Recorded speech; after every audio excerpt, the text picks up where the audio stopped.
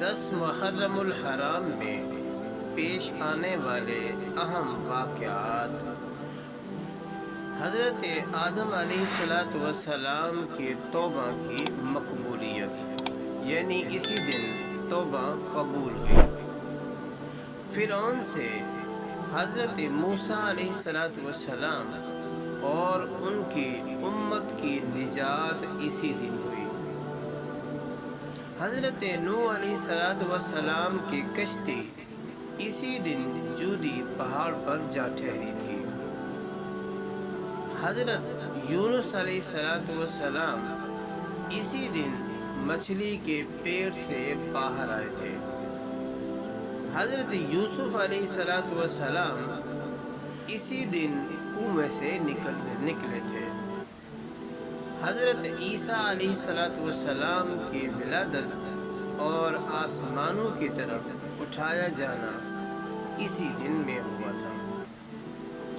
حضرت داؤد علیہ السلام کی توبہ اسی دن قبول ہوئی۔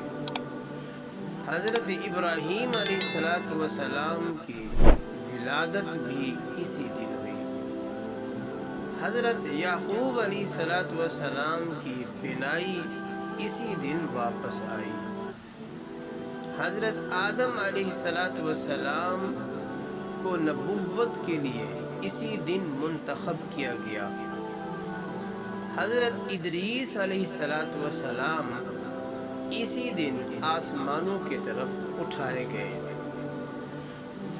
اللہ تعالیٰ کا حضرت ابراہیم علیہ السلام کا اسی دن خلیل بنانا، حضور صلی اللہ علیہ وسلم کا حضرت خدیجہ رضی اللہ تعالی عنہا سے نکاح بھی اسی دن ہوا، اور سب سے بڑی بات، اسی دن قیامت قائم ہوگی، اور اس سے بھی بڑی، اس دن میں سیدنا حضرت امام حسین رضی اللہ تعالی عنہ کی شہادت کا واقعہ پیش آیا، کربلا کا دن۔